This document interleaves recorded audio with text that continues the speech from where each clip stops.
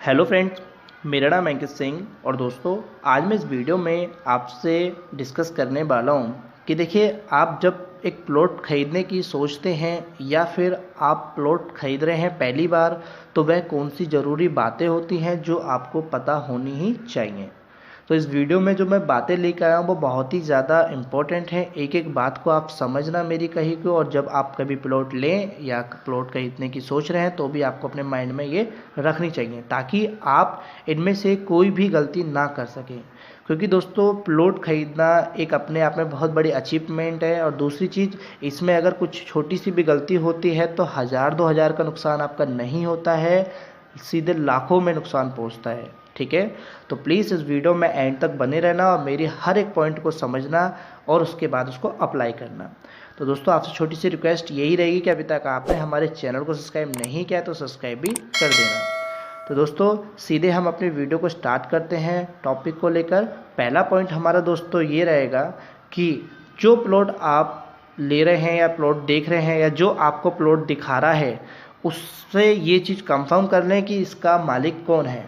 यानी कि ऐसा तो नहीं हो कि वो अपने आप को मालिक बता रहा है और इसका मालिक थर्ड पार्टी हो, यानी कि आप जिस मालिक को समझ रहे हैं वो मालिक ना हो और बाद में जाके आपको दिक्कत पड़ सकती है। उससे आप डायरेक्टली मिलें, यानी कि जो एजेंट होते हैं, एजेंट के साथ साथ आप मालिक से भी एक बार बात करें कि ये आप ही का है या आप इसको इस दाम में बेच रहे हैं, या कोशिश करें कि थोड़ी जानकारी निकाल सकें। ठीक है,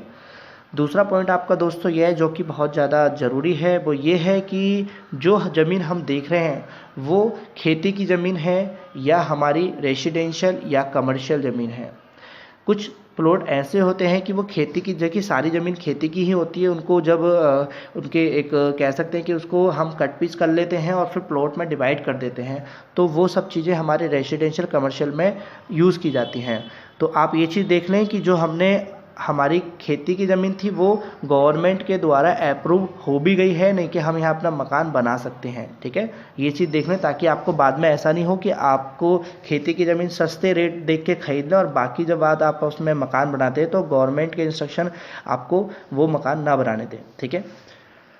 तीसरा पॉइंट हमारा दोस्तों यह है कि जॉइनिंग रिस्क, यानी कि आपने प्लॉट देख लिया कि वो खेती की ज़मीन नहीं है, लेकिन आपको ये चीज़ भी चेक करना है कि दोस्तों वो रेसिडेंशियल मकान के लिए हैं या कमर्शियल बिल्डिंग के लिए हैं। यानी कि आप सिर्फ वहाँ मकान बना सकते हैं या कमर्शियल बिल्डिंग भी बना सकते हैं। कभी कभी क्या होता है दोस्तों कि हम प्लॉट खरीद लेते हैं, वहाँ पे ये नहीं देखते कि ये रेसिडेंशियल अप्रूव है या कमर्शियल अप्रूव है। रेसिडेंशियल क्या होते हैं दोस्तों, जैसे कि हम नॉर्मल मकान बनाते हैं बिल्डिंग रहने के लिए, और कमर्शियल दोस्तों होते हैं जैसे कि कॉम्प्लेक्स वगैरह या कोई फैक्ट्री फार्म। तो ये भी ध्यान रखिए। ठीक है, तो ताकि ऐसा नहीं हो कि हम उसको कमर्शियल रेसिडेंशियल दोनों के देख के खरीद लें सस्ते रेटों में, और उसके बाद क्या होगा, हम वहाँ पे कमर्शियल काम करते हैं तो हमें गवर्नमेंट वहाँ पे अप्रूव नहीं देगी। ठीक है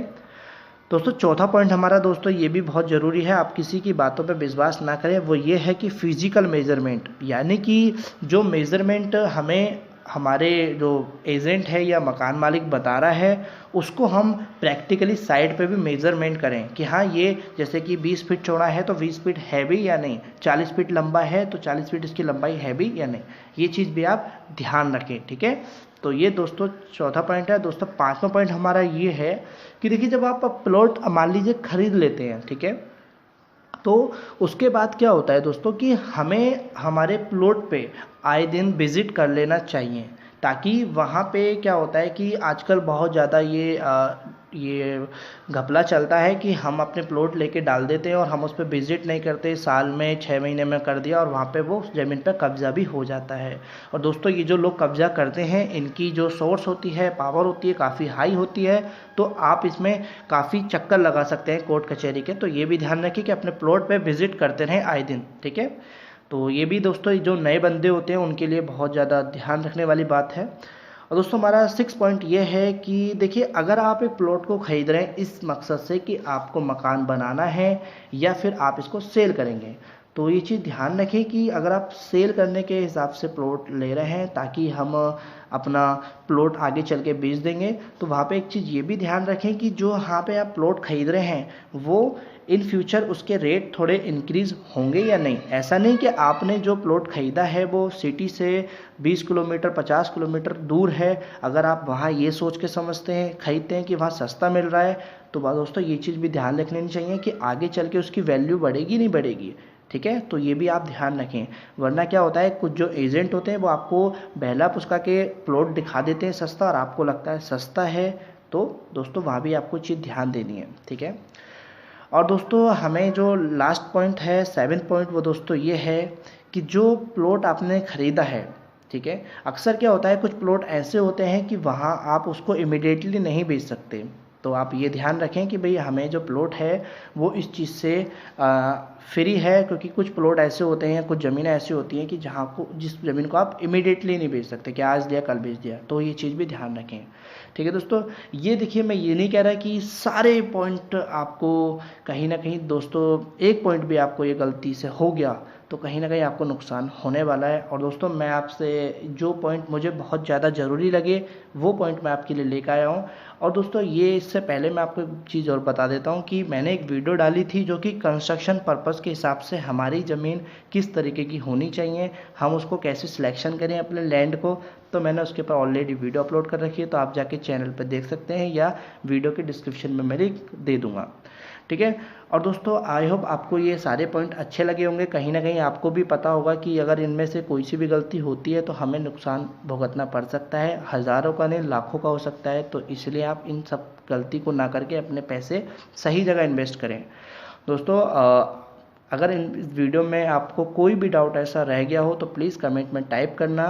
मैं उसका जवाब ज़रूर दूंगा। और दोस्तों आपसे छोटी सी रिक्वेस्ट है, वीडियो अच्छी लगी तो वीडियो को लाइक करना, और अभी तक आपने हमारे चैनल को सब्सक्राइब नहीं किया तो सब्सक्राइब भी करना, साथ में बेल आइकन को भी ऑन करना। थैंक्स फॉर वॉचिंग वीडियो, मिलते हैं अपनी नेक्स्ट वीडियो।